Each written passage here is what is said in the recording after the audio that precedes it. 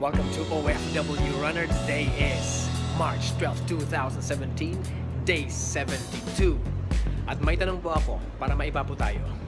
Magkano ba dapat ang dapat mong ipadala? Kapag bago kang OFW, malaking tanong yan. Kapag luma ka ng OFW or experience ng OFW, magandang sagutin natin ang tanong na yan.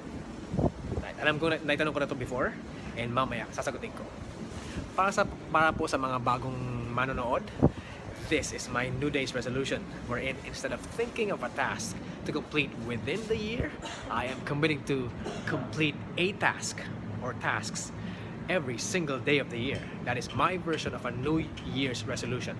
Yes, and I'm taking a video of it every day so that I can inspire even just one person to start a habit and make it a good one. And I will see you in an hour.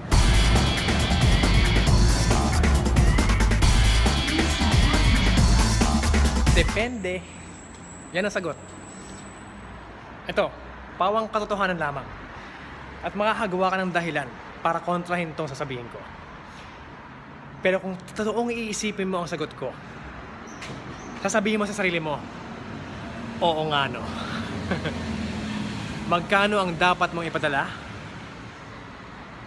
Kung magkano ang binibigay mo sa magulang mo nung nasa Pilipinas ka, yun ang dapat mong ipadala.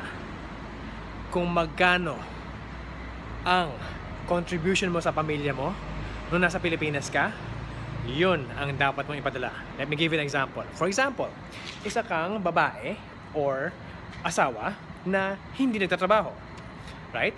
So, pumunta ka sa ibang bansa para kumita ng pera. Tama?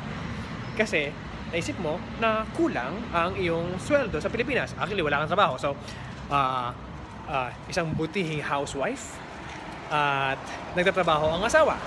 Right? So, ibig sabihin, ang kinocontribute mo sa Pilipinas or nung nasa Pilipinas ka pa, ay wala. Right? So, walang income. Pero ikaw nag-aalaga sa pamilya. So, I'm not saying na mababa yun. Ang sinasabi ko, wala ka. Pagdating sa pera, wala kang ikinocontribute, kundi yung asawa mo. Right? Ibig sabihin, kapag napunta ka sa ibang bansa, magkano ang dapat mo ipadala? Wala. Wala kang dapat ipadala.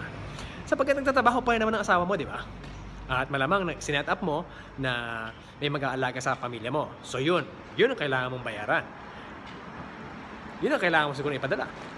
Right? Pero dahil wala ka namang ipinapadala before or binibigay before, wala ka rin dapat ipadala after. Think about it. Ngayon, let me explain further. So, kung isa kang single or sabihin natin breadwinner sa family mo at nagbibigay ka ng maybe 5,000 sa family mo, magkano ang dapat mo ipadala? Ang dapat mo ipadala ay nakadepende sa kung magkano yung binibigay mo before. So, 5,000, tama? Hindi rin. Mas mababa na sa 5,000. Bakit? Kung tutuusin, right? Dapat mas mababa pa. Bakit? Sapagkat wala ka na doon. Hindi na sila magbabayad ng extra kuryente, hindi sila magbabayad ng extra pagkain, hindi sila magbabayad ng extra tubig, hindi sila magbabayad ng extra baon para sa'yo. Pagkain na rin yun, right? Or pamasahe. Hindi sila gagastos ng extra pamasahe dahil sa'yo. Dahil wala ka na eh. Nasa ibang bansa ka eh, di ba? So yung 5,000, dapat mas maliit na. Sabihin natin, 4,000 na lang. Bakit? Dati, nabubuhay sila sa 4,000. Ngayong OFW ka na, mabubuhay pa rin sila sa 4,000. Pustahan tayo. Ito, meron akong tanong. Based on my experience, kapag nagpadala ka ng sapat lang, for example, ang pinapadala mo ay, ang binibigay mo sa Pilipinas ay 5,000 at ngayon 4,000 ang binibigay mo, after a month, maybe 3 months, 6 months, sasabihin na sa'yo, kulang. Tapos magbibigay ka ulit. So sabihin natin, dodoblehin mo, gagawin mong 8,000. Right? Kasi sabi nila, kulang eh. So sabi mo, para naman maramdaman nila yung pagiging OFW ko, ibibigay mo 8,000. After 3 months, 6 months, 5 months, sabihin nila sa'yo, kulang. Tatatagan mo na naman. Kasi nga, guilty ka na nawala ka sa pamilya mo or guilty ka na hindi man lang umangat yung pamumuhay ng pamilya mo sa Pilipinas. So magdadagdag ka, sabihin natin 12,000 o kaya 10,000 pesos ha. So sasabihin nila after 3 months, 4 months, 6 months, wala mo. Kulang. Ngayon, kung isa kang OFW or bagong OFW at balak mo munang magbigay agad ng 12,000 ngayon pa lang, pustahan tayo.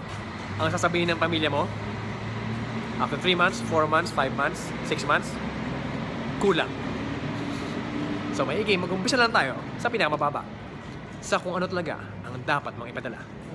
Which is, baka lang, just to recap, ang dapat mong ipadala ay depende sa kung magkano ang kinocontribute mo nung nasa Pilipinas ka pa.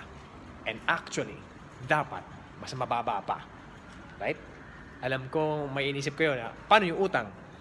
Utang. Of course, bayaran ng utang. Kailangan mabayaran ng utang. Ang sinasabi ko, sa mga taong walang utang, or yung mga taong may utang pero nagpapadala pa rin na malaki, may mali. Lulubog, palubog.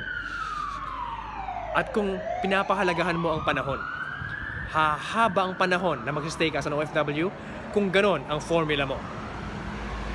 Think about it. I hope to hear some of your comments sa comment section. Sana walang problema sa akin kung may magalit. Okay lang may magalit. Okay lang may magbigay ng bad comments. I am welcome for all comments. As long as magkaroon tayo ng balik-tatakan dito. Please correct me if I'm wrong. Sabihin nyo sa akin na mali ako. Sapagkat based on experience, ito ang natutunan ko. At kung kaya kong gawin to, kaya kong pinakamaliit na dapat ipadala, ang ipapadala ko. Kung kaya kong tumakbo, maglakad, or mag-jogging buong 365 days ngayong taon, alam kong kayang-kaya mong gawin ang dapat mong ipadala. Ang tamang dapat ipadala, OFW. Kaya ko, kaya mo rin.